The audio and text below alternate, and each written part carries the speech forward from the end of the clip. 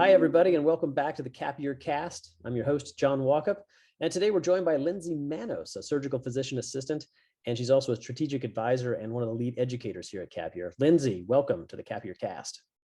Thanks, John. So happy to be here. Yeah, me too, because today we are talking about scheduling, and it seems like one of those things that's pretty easy to do, really self-explanatory, I'm sure, fit a spot on the schedule, but there's a lot more that goes into it. And it's one of the keys to making a medical practice run well. So Lindsey, scheduling, take it from the top.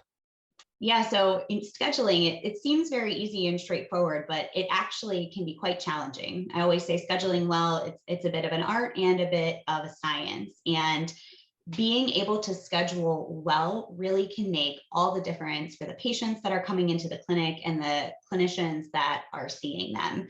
And so it really can be complex, but once you know a few tips and tricks, I'm sure you'll be able to pick up on it quickly. Depending on what environment a clinical associate could find themselves in, of course, there's going to be nuances and it will vary from place to place, but in general, there are about 4 things that you can remember or put into your little filing cabinet of information and call upon when you're trying to make a decision. Great. So sorry, I don't mean to interrupt you, but you want to talk about the different visit types. And I think that's a great starting point. So let's dig into those different visit types. Yeah, the first thing that you always want to consider when you're scheduling a patient is what type of patient they are to the clinician that they will be seeing. The reason that this is important is that different visit types are associated with a different length of time. For example, a follow-up patient or a post-operative patient may be allotted 15 minutes on the schedule, whereas a new patient is typically given 30 and sometimes, depending on the specialty, even 60 minutes. So you can see that if you would erroneously put a follow-up patient into a new patient schedule, you could create a gap of time. Or conversely, if you put a new patient into a follow-up visit, that can create delays that lead to inefficiencies for the clinic for the rest of the day. Right. So let me just dig into that for a second, because, I think one of the interesting things is that, well, let me ask you, I suppose, this is probably a better question, but do physicians and the physician assistant, are they really nailed into what that schedule is? So if the schedule says, hey, listen, this patient is from 8:30 to 8:45, are they out the door at 8:45, or are they spending the time that that patient needs? They're not necessarily paying attention to what the actual end of that schedule should be. That's a great question, and one that probably a lot of patients would appreciate the answer to as well. And from my perspective, I don't care how long you're scheduled for, and it really doesn't matter to me how long that visit type is. I'm going to spend whatever amount of time is needed with the patient to address all of the questions. But where it does matter is to the patients that are scheduled at the end of the day, because you can imagine if I go 15, 20, 30 minutes over with every patient and you're the 20th person on the schedule, I'm going to be very behind and you're going to be very upset. And so that's really where that's when the visit time matters. Interesting. All right. So let's continue with the different visit types. We have the follow-up and the post-op. We had the new visit, the new patient visit. What are the other ones? So right now, and especially in a COVID world, there can be a video visit. And the video visits can be interesting and a bit tricky because when you're doing a video visit, the patient is not actually showing up to the clinic. So if you would schedule a patient who's expecting to have a video visit into a follow-up slot, then the template designates them as coming in person. So they're not going to get the link and all of the instructions that are necessary for them to actually join the visit. It's also important to note with the video visit, there's an extra step of ensuring that the patient is eligible for the video visit. Right now, the regulations are that the patient has to be physically located, regardless of their address, in a state where the clinician is licensed in order for that visit type to be legal. And are these steps that need to be taken before the visit occurs? Yes. So if a patient calls you and says, I'd like to be scheduled for a video visit because I'm going to be on vacation in Colorado, that should raise a flag in your mind to say the clinician that I'm scheduling you with is not licensed in Colorado. And so unfortunately, I'm not able to schedule you as a video visit. I'd be happy to do that when you return to Maryland.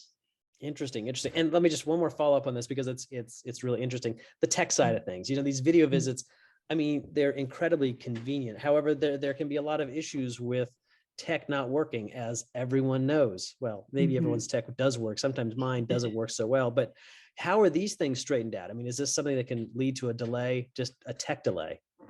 Absolutely. And that's a great point, John, to note, because when the clinical associates are talking with the patients, one of the things that is so important is to communicate effectively to prevent confusion and error. And with video visits, there are always technical delays. No matter what happens, either the clinician has the delay or the patient does. So it's really important to set expectations for the patient that you're talking to let them know that just like an in-person clinic can run behind, if the clinician is running behind, all of those tech delays throughout the day can lead to delays.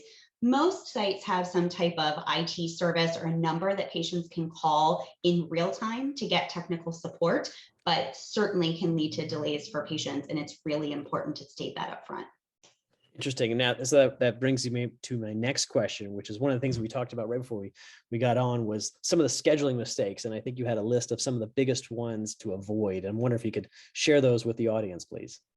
Yeah, the first one really is what we just talked about, so I won't spend too much time on that. But I can't emphasize enough to schedule patients into the correct visit type.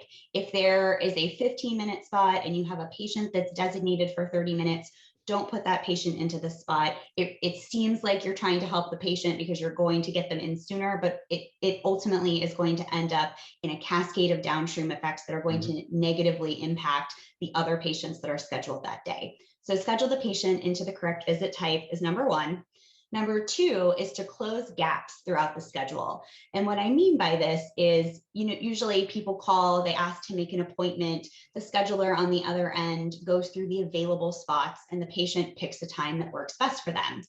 This is fine when the schedule is wide open, but as the schedule starts to fill up and the clinic day approaches, there can sometimes be gaps created.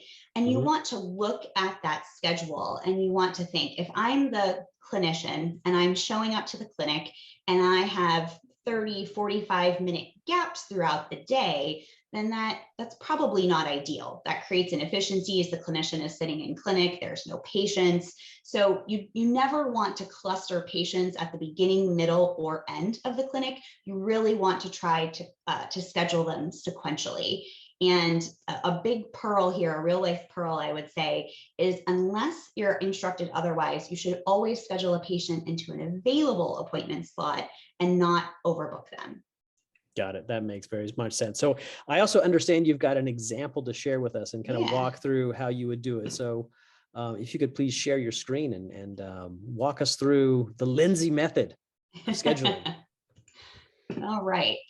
So you can see in this example, there's a clinic, it runs from 8:30 to 11:30. There are two available appointments on the schedule, one at 8:45 and one at 11 a.m. It just so happens, actually, that the patients at 8:30 and 11 didn't show up. They were no-shows. And so you wouldn't have this insight prior to scheduling, of course, prior to the clinic, of course, when you're scheduling. But if you're looking at it and you have the benefit of hindsight, I think it really helps to illustrate the point. So my recommendation, if you were scheduling a patient into this clinic, would be to offer the patient the 8:45 a.m. spot over the 11 a.m. slot. The reason is the clinic starts at 8:30. There are always delays, especially in the morning, and things that can occur. And if anything happens to the other 8:30 patient, which we see did in fact happen, the clinician has one patient and is then sitting around with no other patients until 9 o'clock. Whereas that 11 o'clock slot, there are many patients scheduled before. The likelihood of the clinician being behind is great. And so this gives a little bit of time to catch up. Interesting. For that reason. Yeah, go ahead. Sorry. I was just going to say, for that reason, while it's not a hard and fast rule, I think that scheduling at 8:45 is better.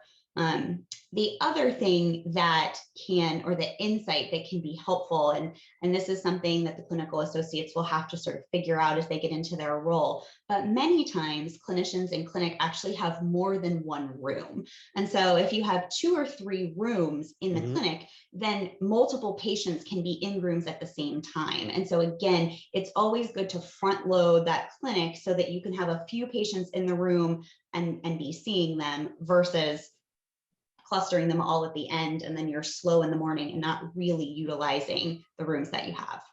Right. So I have a couple of questions, because this is a very helpful example. So when I look at the details, right, it kind of gives you an idea of what this appointment's about, right? We got return appointment, we got a consultation, new patient, et cetera. My question revolves around the patient and what their experience is. Now, a lot of folks think, I just need 15 minutes. You got to tell me what this thing on my leg is, doc. It's just, I don't want a lot of your time.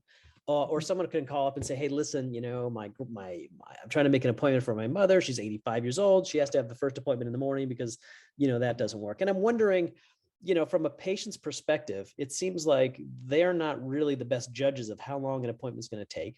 And they also have some, what they consider might be some needs that they might, only have availabilities at a certain time of the day. And I'm wondering what those discussions are like from a provider point of view to sort of, guide them into the appropriate slot. Yeah, I think those are great points, well taken. And I always tell people that scheduling well is really a balance of a patient's request with what is required for the clinic to run smoothly. And that's insight that the clinical associate or the clinician has that the patient or their family member just simply cannot. And it's our job to help them to get that insight, because we ultimately know it's going to translate into the best visit for them. And so I think it really comes down to setting expectations and providing options. And so it's entirely reasonable that a patient may say, oh, I understand he has an 8:45 available, but I really just can't do anything until after 11 o'clock.